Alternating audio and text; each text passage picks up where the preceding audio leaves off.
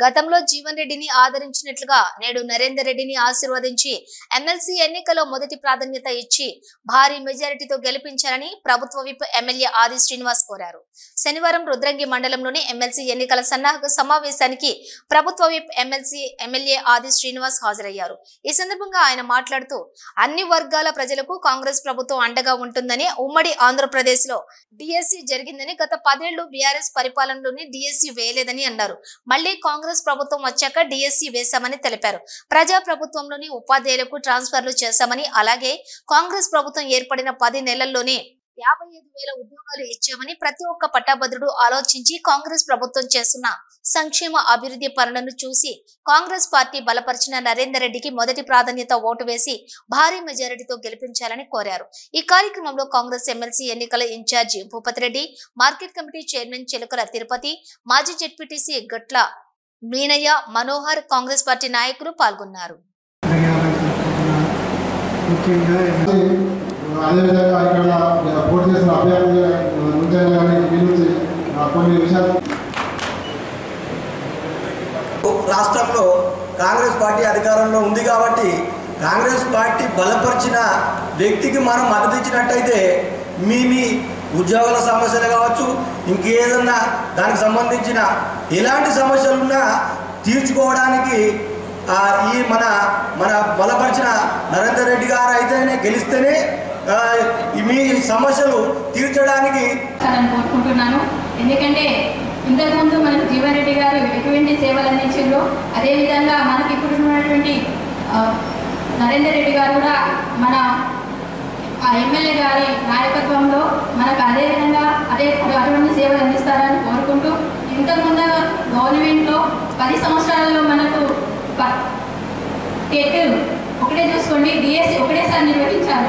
అదేవిధంగా టెట్ చూసుకుంటే 2 సార్లు 10 సంవత్సరాలు 2 సార్లే నిర్వహించారు. అటువంటిది ఇప్పుడు మన గవర్నమెంట్ కాంగ్రెస్ ప్రభుత్వం వచ్చిన తర్వాత సంవత్సరంలోపే టెట్తో పాటు టెట్ 2 సార్లు నిర్వహించి డిఎస్సి కూడా మనకు నిర్వహించి 11,000 జాబులు అలర్ట్ చేశారు. మేదక్ ఉమ్మడి 4 జిల్లాలలో మరి ఎలక్షన్లు ఉంటుంది.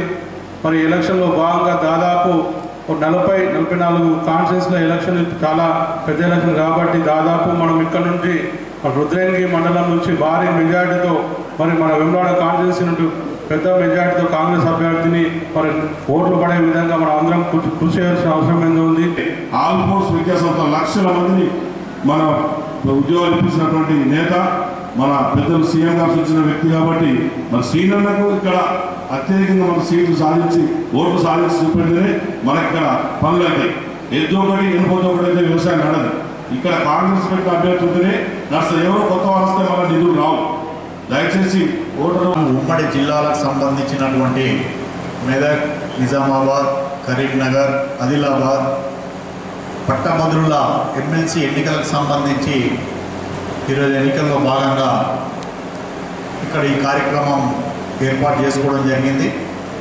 ఈ కార్యక్రమానికి ముఖ్య అతిథిగా పెద్దలు వేములవాడ ముద్దుబిడ్డ, వేములవాడ శాసనసభ్యులు, ప్రభుత్వ విప్.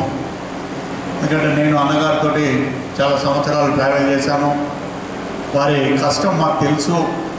పార్టీ ఏ కార్యక్రమం ఇచ్చినా నిబద్ధతతోటి పనిచేసేటువంటి వ్యక్తి కాబట్టి ఈరోజు వేములవాడ ప్రజలు ఆశీర్వదించి వారిని అసెంబ్లీకి పంపించి వేములవాడ వెనుకబడ్డ వేములవాడ కాదు, ముందుకు తీసుకుపోయే వేములవాడ అనే విధంగా వారు ఈరోజు నిజంగా అభివృద్ధి కార్యక్రమాలు చేస్తారు. వేములవాడలో ఉన్నటువంటి అనేక పాఠశాలకు సంబంధించి, ఈరోజు కాలేజీకి సంబంధించి, బార్ అసోసియేషన్ సంబంధించి, డాక్టర్లు, ఉపాధ్యాయులు అనేక మందిని కలుస్తూ ఓటును అభ్యర్థిస్తూ ఈరోజు ఉదయం మండల కేంద్రంలో ఈ సమావేశాన్ని ఏర్పాటు చేస్తూ రేపటి రోజు 2 మండలాలకు సంబంధించి పట్టభద్రుల సమావేశాన్ని కూడా ఏర్పాటు చేసుకుంటూ ఓటు అడగాలని, ఓటును అభ్యర్థించాలని, మీ మొదటి ప్రాధాన్యత ఓటును నరేందర్ రెడ్డికి ఇవ్వాలని చెప్పి కోరే కార్యక్రమం భాగంగా మీ మధ్యలోకి వచ్చిన మాట సందర్భం చెప్తూ, మీరంతా కూడా 27వ తేదీన 26 మహాశివరాత్రి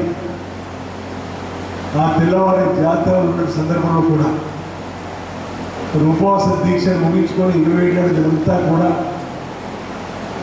పోలింగ్ బూత్ వెళ్ళి మొదటి ఓటును నరేంద్ర రెడ్డికి ఇవ్వాల్సిందిగా నేను ఈ సందర్భంగా మీ అందరూ కూడా పేరున పట్టభద్రులు కోరుతా ఉన్నా.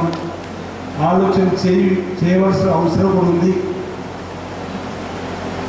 ఈరోజు నిరుద్యోగ యువత కానీ ఉద్యోగస్తుల కోసం కానీ ప్రభుత్వం చేస్తున్న మేలు, కాంగ్రెస్ పార్టీ ప్రభుత్వం చేసిన మేలు ఒకసారి గుర్తు చేసుకుంటే 2014లో నీళ్లు నిధులు నియామకాలు చెప్పిన అధికారులకు వచ్చినటువంటి తెలంగాణ వచ్చిన తర్వాత బీఆర్ఎస్ పార్టీ ఏం చేసింది, ఉద్యోగ వర్గానికి కానీ నిరుద్యోగులకు కానీ పట్టభద్రులకి ఒకసారి ఆలోచన చేస్తే 2014లో అధికారులకు వచ్చిన తర్వాత నియామకాలు జరిపించి పనుకుంటు డిఎస్సి ప్రైవేటు ఉద్యోగాలకు సంబంధించిన అంశం కానీ ఏది కానీ ఒకసారి మనం గమనంలో తీసుకుంటే 2014 కంటే ముందు రాజశేఖర్ గారు, రోషయ్య గారు, కిరణ్ కుమార్ రెడ్డి గారు ఉన్నప్పుడే టీఎస్సీ గారు ఉపాధ్యాయ ఉద్యోగాల నియామకాలు తప్ప మనం నీళ్లు నియామకం చెప్పచ్చినటువంటి బీఆర్ఎస్ ప్రభుత్వం 10 ఏళ్ళు ఉన్న ఒక్క టీఎస్సీని కూడా ఏర్పడింది. గ్రూప్ 1 కూడా చేయని సందర్భం. సెంటిమెంట్తో అధికారులకు వచ్చి ఉద్యోగస్తులు పట్టించుకోని పరిస్థితిని మనం చూసినాం.